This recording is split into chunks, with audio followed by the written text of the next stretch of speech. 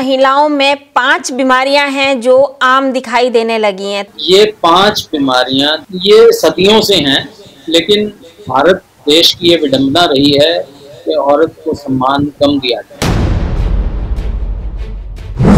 देश भर में कितनी महिलाएं हैं जिनको इन 5 बीमारियों के बारे में या तो जानकारी नहीं है, या अगर उनको जानकारी भी है तो वो उस पर ध्यान नहीं दे पाती। हर 2 में से आज तक जितनी महिलाओं को स्तन कैंसर हुआ है, हर 2 में से एक की मौत उसके कारण हो जाती है।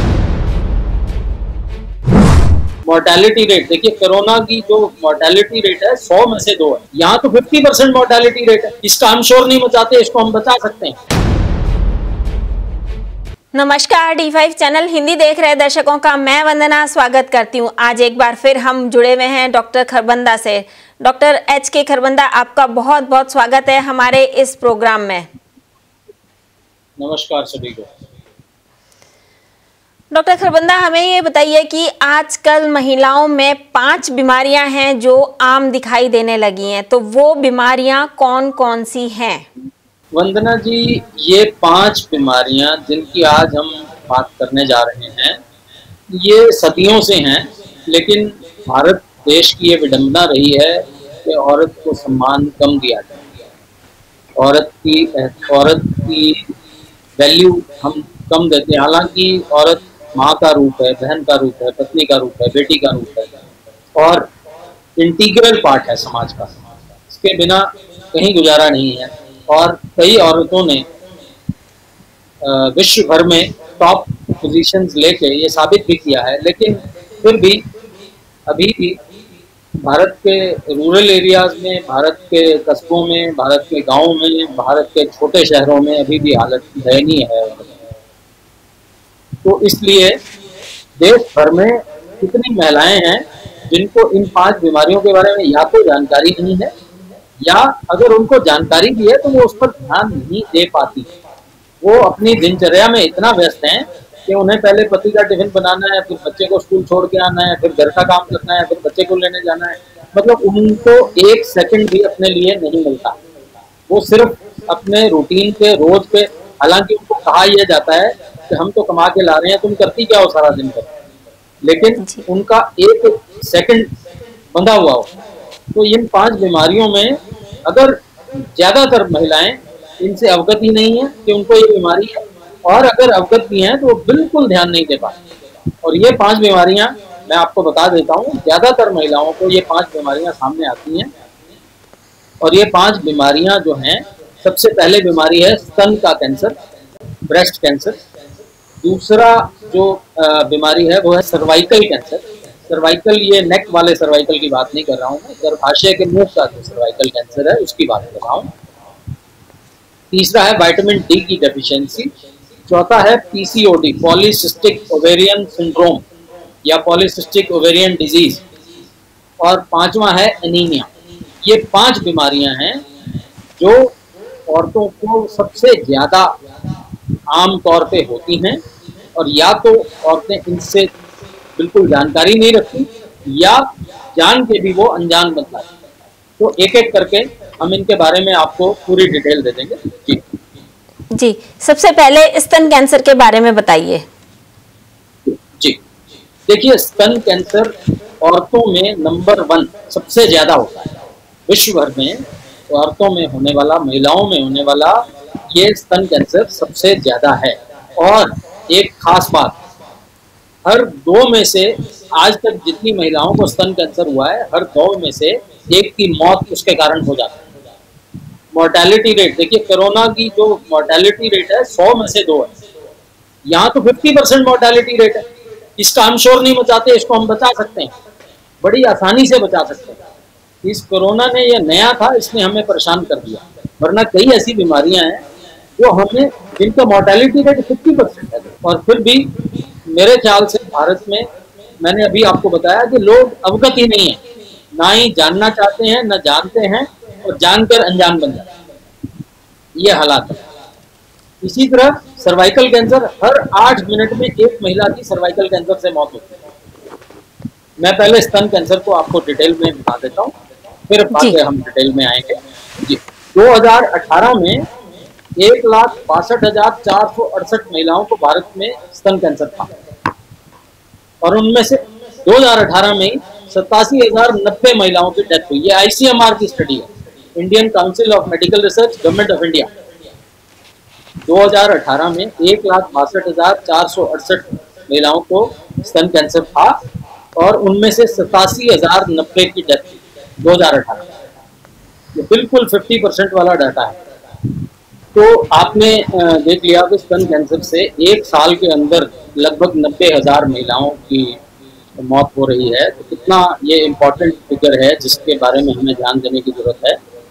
तो स्तन कैंसर को, हालांकि स्तन कैंसर को समझना बहुत आसान है, महिलाएं खुद ही इसके लक्षण हम समझ सकती हैं, हल्का सा जानकारी की जरूरत है। और भारत में इतनी आशा वर्कर्स हैं, इतनी आंगनवाड़ी वर्कर्स हैं, इतनी हमारी जो पैरामेडिकल स्टाफ है, वो सभी महिलाओं को एजुकेट करने के लिए। अब ग्राउंड लेवल पे कितना काम होता है उसके बारे में तो मैं नहीं कुछ कह सकता, लेकिन हम लोग बैठे इसीलिए आपको इस बात की जानकारी देने के लिए।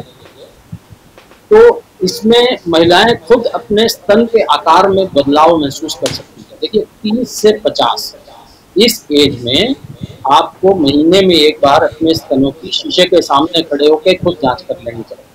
हर महिला को अब शीशे के सामने खड़े होकर अपने स्तनों की जांच खुद कर लेनी चाहिए।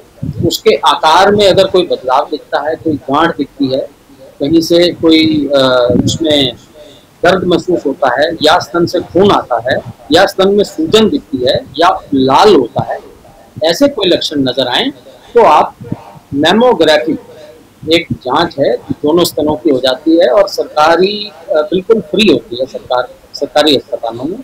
प्राइवेट में भी कोई ज़्यादा पैसे नहीं लगते, चैरिटेबल संस्थानों में 500-600 रुपये में हो जाती है। और अगर आप बिल्कुल प्राइवेट सेंटर में जाएं तो करीब 1,500-2,000 रुपये इसकी है। तो एक बार आप करवा सकते हैं अगर आपको कोई शक लगे, या आप अपने डॉक्टर से मिलकर इसकी जांच उनसे पहले करवा लीजिए और वो आपको गाइड कर देंगे मैमोग्राफी की जरूरत है या नहीं है। तो एक सिंपल आप सेल्फ एग्जामिनेशन महीने में एक बार 30 से 50 साल की उम्र में अगर आप कर लेते हैं तो आप इसको पहली स्टेज में पता कर लेंगे। और अगर ये पहली स्टेज में पता लग जाएगा तो इसका इलाज संपूर्णतया संभव है। लेकिन अगर आप आखिरी स्टेज में पता करेंगे तो हमें फिर सर्जरी करके उस एरिया को निकालना पड़ता है। तो अब हम ये देखते हैं कि कौन कौन रिस्क फैक्टर क्या है स्तन कैंसर, क्योंकि इतना ज़्यादा है, महिलाओं में होने वाला नंबर 1 कैंसर है। तो कौन कौन रिस्क में है, कौन कौन रिस्क में है? अगर आपकी माता को, आपकी सिस्टर को या आपकी बेटी को कम आयु में, जिनको कम आयु में अगर आपको स्तन कैंसर की हिस्ट्री मिल जाए फैमिली की, 45 से 50 साल की उम्र में आपको बहुत ज़्यादा, 30 से 50 है लेकिन 45 से 50 में तो बहुत रिस्क है। तो आप अपनी जांच हर महीने में एक बार शीशे के सामने खड़े होकर कीजिए, गांठ को देखिए, दर्द को देखिए, लाली देखिए, सारे लक्षण देखिए और उसका कर लीजिए। तो आपने आपकी मदर को, आपकी बहन को या आपकी बेटी को कम आयु में अगर ये हुआ है तो आप बहुत ज़्यादा आप में रिस्क फैक्टर बहुत ज़्यादा है। तब तो आपको मेरा सजेशन है साल में एक बार मेमोग्राफी या 2 साल में एक बार मेमोग्राफी जरूर करा लेनी चाहिए। जिन बच्चियों को मेंसेस, प्यूबर्टी जो आती है, मेनार्की बोलते हैं हम उसको, पीरियड्स 12 साल से जल्दी शुरू हुए हैं तो उसमें भी थोड़ा सा रिस्क बढ़ जाता है। या जिन माताओं ने अपने बच्चों को ब्रेस्ट फीडिंग ना की हो, या जिन महिलाओं ने प्रेगनेंसी जिनमें लेट हुई हो, 35 साल के बाद गर्भ धारण किया हो या और लेट किया हो, तो या बिल्कुल ही ना किया हो, तो इन सब में स्तन कैंसर के चांसेस बढ़ जाते हैं। इसके साथ साथ देखिए लाइफस्टाइल हमारा हर जगह आएगा ही आएगा। अगर आपका वजन बहुत ज़्यादा है, ओबीज हैं आप, मोटापा ज़्यादा है, तो उनमें भी खतरा ज़्यादा है। इसके साथ साथ अगर आप हार्मोन थेरेपी पे रहे हैं, ईस्ट्रोजन प्रोजेस्टेरोन की हार्मोन थेरेपी आती है, तो उसमें भी रिस्क ब्रेस्ट कैंसर का बहुत ज़्यादा है। अगर शराब या तंबाकू का सेवन करते हैं तो भी उन महिलाओं में भी ये रिस्क ज़्यादा है। तो इन सब में ये रिस्क इसका ज़्यादा है। इन सभी कैटेगरी की महिलाओं में इसका रिस्क काफ़ी है। तो इसमें ये देखा गया है कि स्तन में गांठ होना जरूरी नहीं है कि कैंसर ही है, गांठ बिना कैंसर की भी हो सकती है।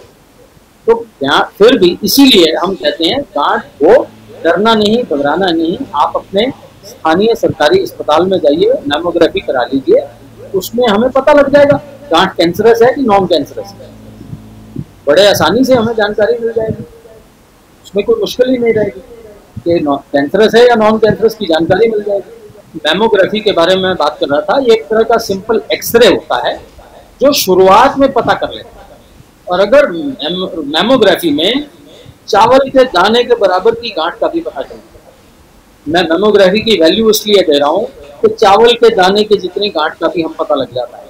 और अगर इस साइज में हम गांठ ढूंढ लेते हैं तो 100% उसका इलाज संभव है, क्योंकि हम उसमें क्या होता है कि इसका मेटास्टेसिस नहीं होता, ये उसी एरिया में कन्फाइंड रह जाता है, आगे नहीं फैलता।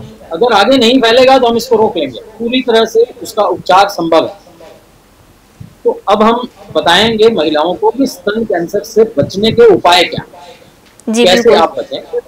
जी, तो जैसे मैंने पहले बताया, समय समय पर महीने में एक बार कर लीजिए जी, आप फिक्स कर लीजिए कि महीने के आखिरी इतवार को मैंने अपनी जांच कर ली। बड़ा सिंपल है, एक दिन फिक्स कर लें ताकि भूलें। जब भी जिन महिलाओं के पीरियड्स बंद हो जाते हैं, रजो निवृत्ति होती है, मेनोपॉज हो जाता है, उसके बाद हार्मोन थेरेपी से बच जाएं। अगर आपको कुछ सिम्टम्स हैं, हाथों पैरों से सेक निकलता है, चिड़चिड़ापन आता है, तो अपने डॉक्टर से सलाह करके उनको कहें बिना हार्मोन वाली दवाई से इसका इलाज कर लें, हार्मोन्स ना लें। अगर हार्मोन्स लेंगे तो आपको सिम्टम्स बढ़ने के खतरे। इसी तरह मेनोपॉज के बाद अमूमन देखा गया है कि महिलाओं में वजन बहुत बढ़ जाता है, एकदम से बढ़ जाता है, तो उससे हमेशा बचना है। आप व्यायाम करें, योग करें, मेडिटेशन करें, अपनी फिजिकल एक्टिविटी बढ़ाएं कि आपको परेशानी ना हो। तो जिन लोगों के घर पे पहले से स्तन कैंसर है, उनके घर में तो बिल्कुल आपको जागरूक रहना पड़ेगा। साल में एक बार मेरी सलाह है, अगर सरकारी अस्पताल के पास रहते हैं तो साल में एक बार, अगर दूर हैं तो 2 साल में एक बार मैमोग्राफी जरूर कराएं। और जिन महिलाओं के बच्चे नहीं होते या उन्होंने लेट अगर स्तनपान नहीं कराया अपने बच्चों को, या लेट, यही बात है, जो जिस चीज का जो समय है उस समय पे काम करें। आजकल लोग महिलाएं करियर के चक्कर में बच्चे लेट पैदा करती हैं, तो उनमें ये खतरे बढ़ जाते हैं। तो जिस चीज का समय, जो कुदरत ने नियम बनाए हैं, वो फॉलो कीजिए। आप ये मत सोचिए कि मैं पहले 35 साल की उम्र तक नौकरी कर लूं फिर मैं देखूंगी फैमिली कहाँ है। ऐसा नहीं है, आपको जो कुदरत का नियम है उसको फॉलो करना पड़ेगा, तभी आप इससे बच पाएंगे। तो ये स्तन कैंसर के बारे में मैंने आपको विस्तार से बताया कैसे इससे बचना है। और साल में करीब 90,000 लोग भारत में, 90,000 महिलाएं इसका शिकार होती है, इससे डेथ उनकी होती है, और करीब 2 लाख के आसपास महिलाएं इससे ग्रसित होती हैं।